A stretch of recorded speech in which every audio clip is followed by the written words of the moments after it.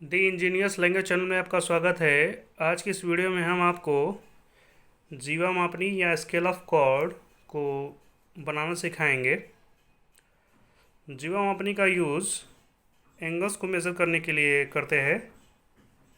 Suppose आप कोई drawing कर रहे हैं और आपके पास प्रोटेक्टर नहीं है। प्रोटेक्टर ये चाना जो है इसको कहते हैं, और आपको कहीं पे एंगल मेज़र करने की ज़रूरत पड़ गई, तो अगर आपको जीवा मापनी की रचना करनी आएगी तो उसकी सहायता से आप किसी भी एंगल को आसानी से मेज़र कर पाएंगे। तो मैं इसकी रचना करना सिखाऊं उससे पहले आइए क्वेश्चन को देख लेते हैं। 7 सेंटीमीटर भुजा वाले एक जीवा मापनी की रचना कीजिए। इसकी सहायता से 65 डिग्री का कोण प्रदर्शित कीजिए। जैसा कि क्वेश्चन में बोला गया है कि पहले हमें जीवा मापनी की रचना करनी है, तो आइए सबसे पहले हम सेट स्क्वायर को सेट करके ये 7 सेंटीमीटर भुजा की एक रेखा खींच ले। तो अगर हम यहाँ से स्टार्ट करते हैं तो 2 सेंटीमीटर से लेकर के 9 सेंटीमीटर की दूरी ये 7 सेंटीमीटर के बराबर आ जाएगी। फिर सेम लंबाई की एक रेखा और नीचे हम खींचेंगे, जबकि हमें इस प्रोटेक्टर की सहायता से इस एंगल को दिखाना होगा। इसलिए हम इसी 7 सेंटीमीटर की दूसरी रेखा भी उसके ठीक नीचे खींच लेंगे। तत्पश्चात इसके आखिरी बिंदु से ये वाला बिंदु और ये वाला जो बिंदु है, यहाँ से हम एक लंब रेखा उठाएंगे। तो उसके लिए हमें कुछ नहीं करना है, सेट स्क्वायर को थोड़ा नीचे लाना है। फिर दूसरे सेट स्क्वायर को हम इस प्रकार से रखेंगे, और जैसा कि आप जानते हैं कि ये जो एंगल होता है 90 डिग्री का होता है, तो इसकी सहायता से यहाँ पे हम एक लंब रेखा इसके आखिरी पॉइंट से खींच लेंगे कुछ इस प्रकार से। इतना खींचने के पश्चात प्रकार में 7 सेंटीमीटर का चाप भर करके इस बिंदु से एक आर्क लगा लेंगे, जो कि कुछ इस प्रकार से खींचा जाएगा और जो कि लंब रेखा को किसी न किसी बिंदु पे टच करेगा। सेम प्रक्रिया हम यहाँ पे नीचे कर लेंगे। उसी चाप को लेकर के हम यहाँ भी एक आर्क कंप्लीट कर लेंगे, जो कि लंब रेखा को कहीं ना कहीं काटेगा। इतना कर लेने के पश्चात हम आगे इसकी रचना को बढ़ाएंगे। तो उसके बाद हमें इस स्टार्टिंग पॉइंट से ये जो लंब रेखा पे ये चाप कटा है वहाँ तक का चाप भरना है, और इस त्रिज्या से यहाँ पे एक चॉप ड्रॉप कर लेनी है नीचे साइड में। कुछ इस प्रकार से नीचे खींच लिया जाएगा, तथा इस पहले से खींची गई रेखा को हम आगे बढ़ा लेंगे, जो कि इसके आखिरी बिंदु तक खींचा जाएगा कुछ इस प्रकार से। आखिर में फिर हम इन अतिरिक्त रेखाओं को मिटा देंगे। इतना कंस्ट्रक्शन के बाद हमें इस रेखा के पैरेलल एक रेखा नीचे और खींचनी है, जो कि यहाँ से 5 एम दूरी पर होगी।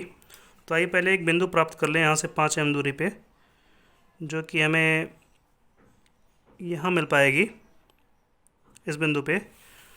तो इस रेखा के पैरेलल लाइन हम यहाँ पे खींचेंगे। फिर इन तीनों बिंदुओं से नीचे की तरफ ड्रॉप कर ले जाएंगी रेखाएं वर्टिकली। समांतर रेखाओं को खींचने के लिए पहले से खींची गई रेखा को कोइंसाइड करके हम इस सेट स्क्वायर को सेट कर लेते हैं। फिर इसको थोड़ा पीछे हम ले जाएंगे और प्राप्त बिंदु से होते हुए एक पैरेलल लाइन खींच ली जाएगी इस प्रकार से। इसे थोड़ा और नीचे ड्रॉप करेंगे। फिर उसके बाद दूसरे सेट स्क्वायर के माध्यम से या सहायता से हम यहाँ पे इन प्राप्त बिंदुओं से नीचे की तरफ रेखाएं आगे बढ़ा लेंगे कुछ इस प्रकार से।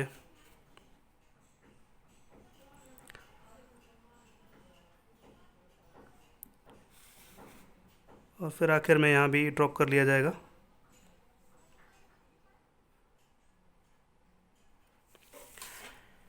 मैं आपको ये बताता चलूँ कि यहाँ पे क्वेश्चन में तो भुजा की लंबाई दे रखी है 7 सेंटीमीटर। कभी कभी ये भुजा की लंबाई जो मैंने यहाँ पे स्टार्टिंग में खींची थी वो नहीं दी रहती है। तो आप उसे 7 सेंटीमीटर या आप कितना भी खींच सकते हैं। जनरली 6 सेंटीमीटर ज़रूर खींचना चाहिए। यहाँ से लेकर के यहाँ तक 6 सेंटीमीटर आप लेकर के आप ड्राइंग कर सकते हैं, जब कभी भी ये भुजा की लंबाई ना दी हुई हो। ये रेखाएं ड्रॉप करने के बाद हमें यहाँ से यहाँ तक की दूरी को 6 बराबर हिस्सों में और शेष दूरी को 3 बराबर हिस्सों में डिवाइड करना है। तो इसके लिए हमें इन दोनों बिंदुओं से एक न्यून कोण पे रेखाएं खींचनी होंगी, ताकि हम यहाँ से यहाँ तक की दूरी को और यहाँ से यहाँ तक की दूरी को वांछित डिवीज़न आसानी से प्राप्त कर पाएँ। तो न्यून कोण 90 डिग्री से कम का कोई भी कोण बनाया जा सकता है। यहाँ पे इस बिंदु से कुछ इस प्रकार से बनाएंगे, फिर इसी प्रकार से हम दूसरे बिंदु से भी एक न्यून कोण बनाती हुई रेखा खींच लेंगे। तत्पश्चात हम इन दोनों रेखाओं पे अलग अलग चाप लेकर के इस पे 6 चाप प्राप्त करेंगे, क्योंकि यहाँ से यहाँ तक की दूरी को 6 बराबर हिस्सों में डिवाइड करना है, और यहाँ पे हम 3 चाप प्राप्त करेंगे, क्योंकि यहाँ से यहाँ तक की दूरी को 3 बराबर हिस्सों में डिवाइड करना है। तो आइए पहले कोई चाप भर करके यहाँ पे 6 चाप और इस पर 3 चाप प्राप्त कर लें। तो आपको प्रकार में चाप उतनी बड़ी खींचनी है ताकि इस पर वांछित 6 चाप प्राप्त हो पाएँ। तो सबसे पहले इस बिंदु से पहला चाप हम प्राप्त करेंगे, फिर हमको चाप को चेंज नहीं करना है, फिर प्राप्त बिंदुओं से अगले चाप को हम निरंतर प्राप्त करते जाएंगे बताए गए तरीके से।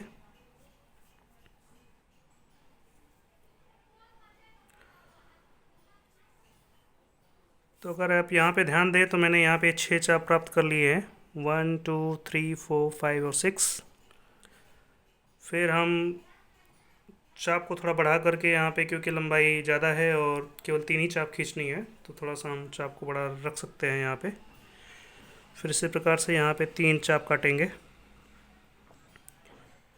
और जो भी चाप लेंगे उसे चेंज नहीं करना है, फिर उसी चाप से अगले चाप प्राप्त करते जाएंगे हम कुछ इस प्रकार से।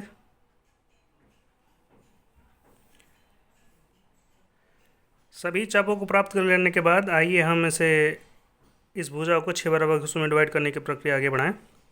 तो इस दौरान क्या करना होता है, जो छठवां पॉइंट है, इस छठे पॉइंट को इस आखिरी सिरे से हमको मिलाना होता है। तो इसको मिला लेते हैं, जो कि कुछ इस प्रकार से खींचा जाएगा।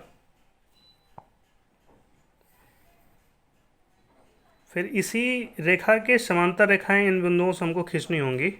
तो इसके लिए सेट स्क्वायर को हम यहाँ पे लगा लेंगे दूसरे, फिर इसको हम आगे कुछ इस प्रकार से ड्रॉ करेंगे स्लाइड करते हुए हर एक बिंदु से, जो कि बताए गए तरीके से खींची जा सकेगी।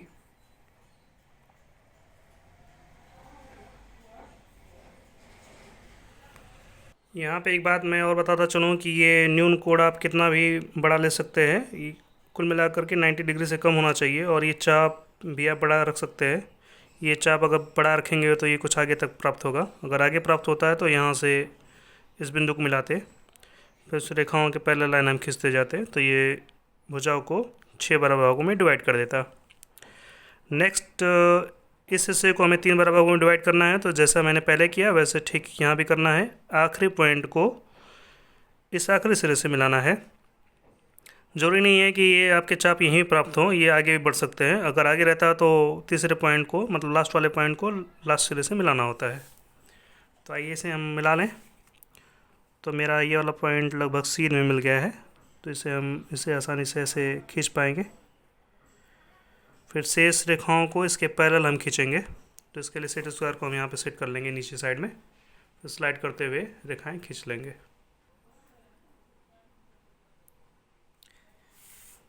इन तीनों समांतर रेखाओं को खींचने के बाद हमें ये भुजा 3 बराबर भागों में डिवाइड दिखेगी। फिर प्राप्त इन सभी बिंदुओं, जो ये आपको दिखाई दे रहे हैं, सभी बिंदुओं से हमें लंबवत रेखाएं ऊपर साइड में उठानी है, इस साइड तक। तो आइए इसे उठा लें। तो इसे खींचने के लिए पहले से खींची गई लंब रेखा को कोइंसाइड करते हुए सेट स्क्वायर को हम सेट कर लेंगे। फिर प्राप्त इन बिंदुओं से लंबवत रेखाएं ऊपर दिशा में बढ़ा ली जाएंगी आगे साइड में।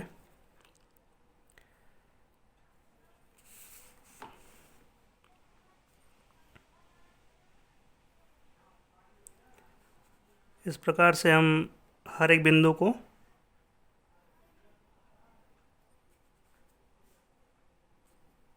ध्यान में रखते हुए ऊर्ध्वाधर रेखाएं खींचेंगे। मान लीजिए मैंने स्टार्टिंग में जो भुजा खींची थी उसकी जो नाम था ए बी रेखा थी, और उस ए बी रेखा को इस चाप को खींचने के बाद मैंने सी तक बढ़ाया है। फिर इक्वल डिवीज़न करने के बाद मैंने लंब रेखाओं को उठा लिया है। फिर आगे हम इन सभी प्राप्त बिंदुओं से हम वक्र खींचेंगे। हम इन सभी 9 बिंदुओं से 6 ये और 3 ये 9 बिंदुओं से वक्र इसलिए खींचेंगे क्योंकि आप ये जानते हैं कि यहाँ से यहाँ तक का एंगल 90 डिग्री होता है। तो ये वक्र जो होंगे इस पूरे चाप को 9 बराबर भागों में डिवाइड कर देंगे। इससे हर एक चाप से हमें 10-10 डिग्री के अंतराल पे बिंदु प्राप्त हो जाएंगे इस वाले कर्व पे। तो यहाँ पे आप देख पा रहे होंगे यहाँ से यहाँ तक का चाप लेकर के एक वक्र पहले से खींचा जा चुका है। आइए दूसरे पॉइंट जो कि ये वाला प्राप्त हुआ है, यहाँ से हम वक्र को बढ़ा लें तो इस चाप तक ही केवल खींचा जाएगा। ध्यान रखिएगा, बताए गए तरीके से कुछ इस प्रकार से हम खींचेंगे। फिर थोड़ा सा चाप को कम करेंगे हम। ये चाप भरने के बाद अगला वक्र खींच लिया जाएगा। अगला चाप मैंने भर लिया है। अभी यहाँ से हम कर्व को खींच लेंगे इस बिंदु तक। फिर नेक्स्ट ये वाला जो प्राप्त बिंदु है यहाँ पे केंद्र को रखा जाएगा। फिर ये चाप भर करके अगला चाप काट लिया जाएगा कुछ इस प्रकार से।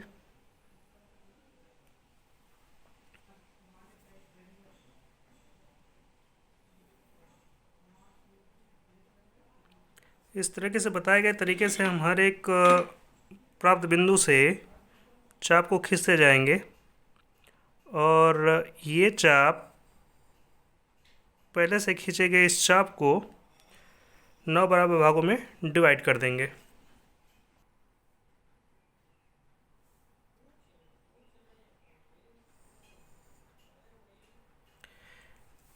इन चापों को खींच लेने के पश्चात हम इस आखिरी वाले हिस्से को, ये जो यहाँ से लेकर के यहाँ तक हिस्सा है, इसको हम मध्य बिंदु इसका प्राप्त करेंगे तथा उस प्राप्त मध्य बिंदु से भी एक चाप खींच लिया जाएगा।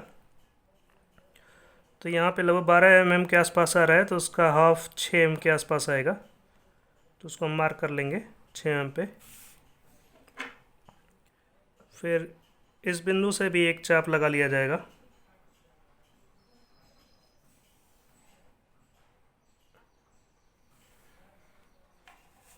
इन डिविजन्स को प्राप्त करने के बाद आइए हम यहाँ पे इंडिकेट कर दें सभी एक एंगल को। तो जैसा कि आप जानते हैं यहाँ तो 90 डिग्री होता है। ये 90 डिग्री हो गया। 0 डिग्री आप यहाँ इंडिकेट करेंगे। ये जो पहला हिस्सा था, ये जो इसका चाप आया ये 10 डिग्री को डिनोट करेगा। दूसरा वाला हिस्सा 20 डिग्री को, तीसरा 30। इस प्रकार से ये आगे बढ़ते हुए अलग अलग एंगल के पॉइंट्स मिल जाएंगे हमें। ये 60 डिग्री वाला हिस्सा जो चाप आया था ये इस बिंदु तक चाप मिल पाएगा, जो कि छठा हिस्सा था इसका। यहाँ तक 6 से किए गए थे, तो ये छठा वाला हिस्सा यहाँ पे आया, तो यहाँ पे 60 डिग्री प्राप्त हुआ है। ये 70 डिग्री यहाँ पे, ये 80 डिग्री। और जैसा कि मैंने यहाँ पे स्टार्टिंग में इसका हाफ़ किया था, तो ये एंगल को भी हाफ़ कर देगा। तो ये जो पॉइंट मिला है ये 5 डिग्री का एंगल मिल पाएगा हमको। इस प्रकार से जीवा मापनी की रचना कंप्लीट हुई। इतना कंप्लीट करने के बाद आइए क्वेश्चन के दूसरे हिस्से में बढ़ते हैं, जिसमें बताया गया है कि इसकी सहायता से 65 डिग्री का कोण प्रदर्शित कीजिए। तो मैंने यहाँ पे इस रेखा के लंबाई के बराबर मैंने यहाँ पे एक रेखा पहले से खींच रखी है। तो यहाँ पे ए बी रेखा को हम मार्क कर लेंगे। और आप जानते हैं कि यहाँ पे 65 डिग्री का एंगल मुझे मेज़र करना है। तो अगर हम 5 डिग्री से लेकर के 70 डिग्री का अगर एंगल मेज़र करेंगे तो जो एंगल आएगा वो 65 डिग्री का आएगा। तो हमें इसके लिए कुछ नहीं करना, मुझे 5 डिग्री वाले पॉइंट पे अपने नोक को रखना है प्रकाल के, और फिर ये 70 डिग्री तक के चाप को भर लेना है। तो अगर हम 70 डिग्री में से 5 डिग्री घटा दें तो जो शेष एंगल आएगा वो 65 डिग्री का आएगा। तो इसी चाप को लेकर के हम इस बिंदु पर रखेंगे प्रकार के नोक को, और दूसरे चाप को हम प्राप्त कर पाएंगे। तो ये जो चाप है वो 65 डिग्री के एंगल के बराबर का चाप है। तो मैंने जो कि यहाँ पे प्राप्त कर रखा है। फिर प्राप्त इस बिंदु से यहाँ पे इस रेखा को मिला देंगे और यहाँ पे डिनोट कर देंगे ये 65 डिग्री का एंगल को।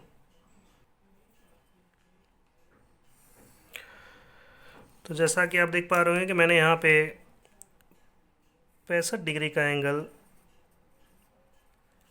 इस बनाए गए जीवा मापनी की सहायता से खींच लिया है, जो कि क्वेश्चन में बताया गया था कि जीवा मापनी की रचना करनी है और इसकी सहायता से 65 डिग्री का एंगल प्रदर्शित करना था। जब आप भी एंगल को प्रदर्शित करें, ध्यान दीजिएगा जो भुजा आप स्टार्टिंग में यहाँ खींचे हैं वही भुजा आपको यहाँ पे खींचनी होगी, क्योंकि आप एक रेशियो जानते होंगे कि कोण बराबर चाप बटे में त्रिज्या। अर्थात अगर चाप को मान लीजिए स्थिर रखा जाए तो कोण इन्वर्सली प्रोपोर्शनल होगा त्रिज्या के। अगर आप पहले से खींची गई ये जो त्रिज्या यहाँ से यहाँ तक की दूरी, ये त्रिज्या ही कहलाएगी क्योंकि आप एक सर्कल टाइप का बना रहे हैं।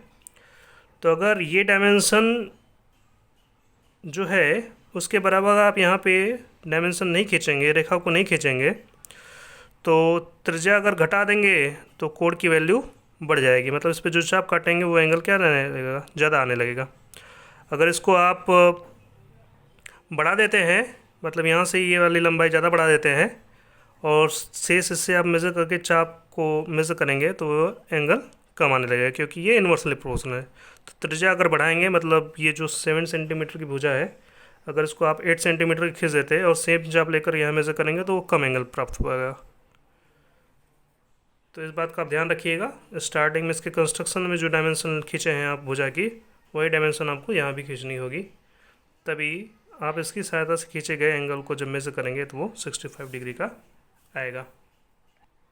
उम्मीद है कि आपको जीवा मापनी का कंस्ट्रक्शन और उसकी सहायता से जो एंगल खींचना होता है वो तरीका आपको समझ में आ गया होगा। आशा है कि आप इस ड्राइंग को बना भी लिए होंगे। आखिर में आपको ये बताता चलूँ, जब आप इसको कंस्ट्रक्शन करेंगे और इसको चांदे से मेज़र करेंगे तो ये एग्जैक्ट 65 डिग्री नहीं मिल पाएगा, क्योंकि जब भी आप कोई कंस्ट्रक्शन करते हैं तो हल्की फुल्की त्रुटि हो जाती है। तो ये 64 डिग्री या 66 डिग्री के आसपास एंगल आ सकता है, तो उससे आप परेशान नहीं होइएगा। लेकिन जो एग्जैक्ट तरीका है वो यही है इसे ड्रॉ करने का। तो जब भी एग्ज़ाम में आप इसी तरीके से ड्राइंग को करिएगा, और याद रखिएगा जब कभी भुजा की लंबाई ना दी हुई हो तो इसे 6 सेंटीमीटर की भुजा कम से कम लेकर जो ड्रॉ करते हैं।